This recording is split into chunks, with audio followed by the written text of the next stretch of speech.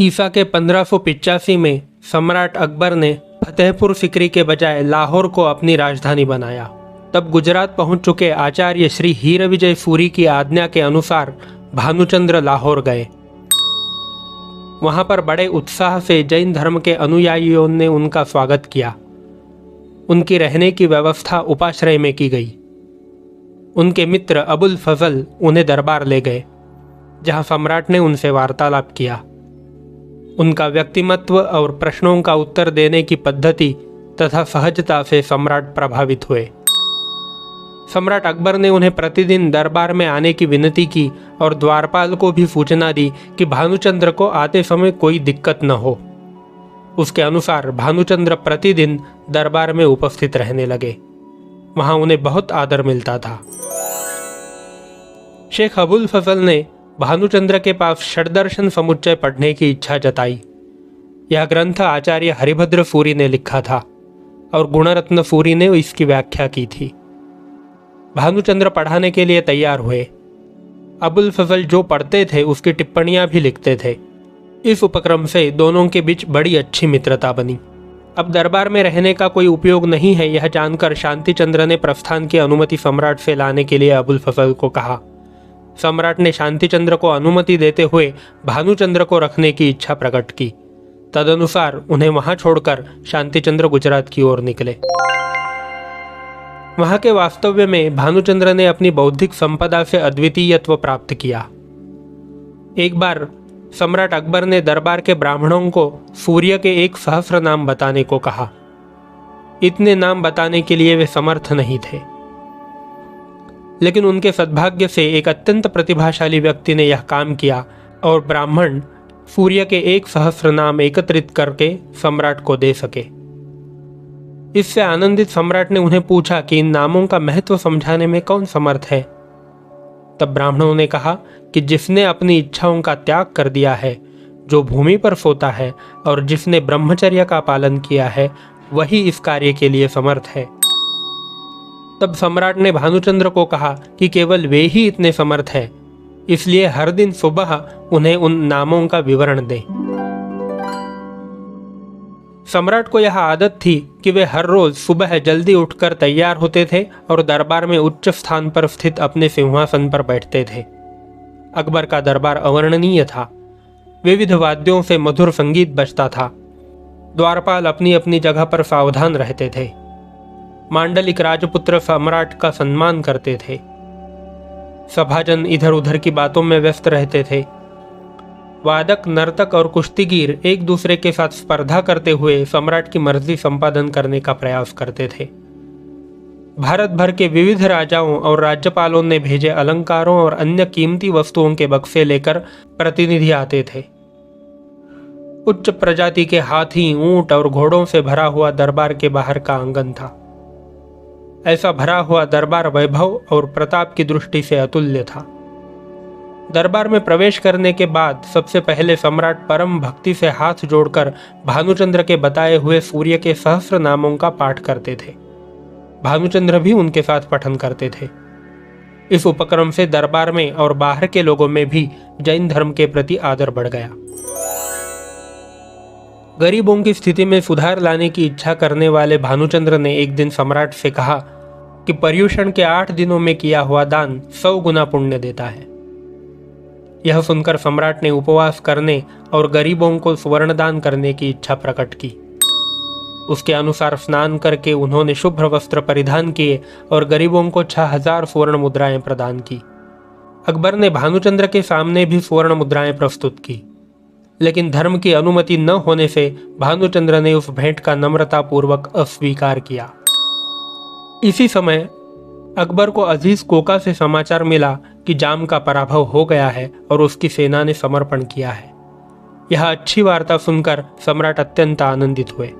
उन्होंने भानुचंद्र से पूर्ण पात्र स्वीकारने की फिर से विनती की।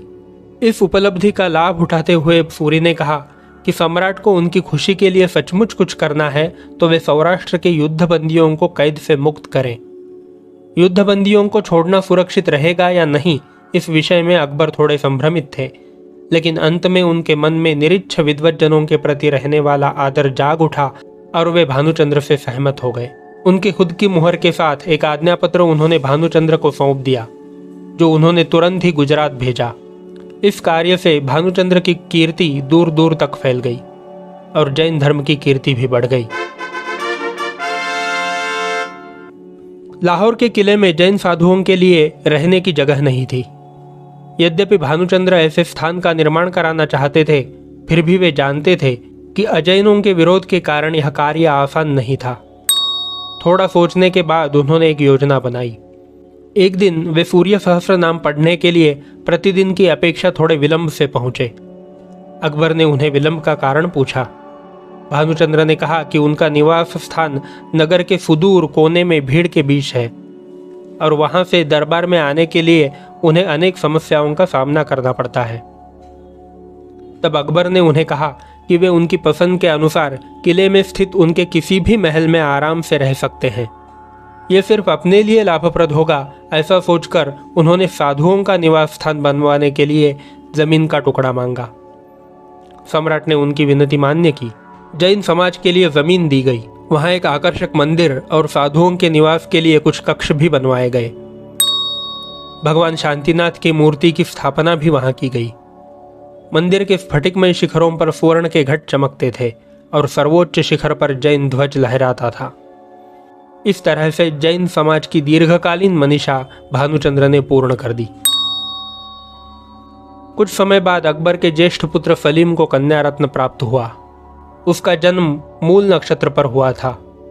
विद्वानों ने सम्राट को बताया कि इससे कन्या की पिता का कुछ बुरा हो जाएगा और उपाय स्वरूप कुछ शांति करनी पड़ेगी।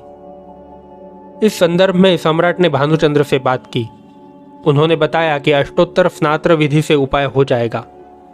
सम्राट ने घोषित किया कि साधुओं के लिए बनवाए गए नए निवास स्थान में तुरंत ही विधि होगा और वे स्वयं राजपुत्र सलीम के साथ वहां उपस्थित रहेंगे।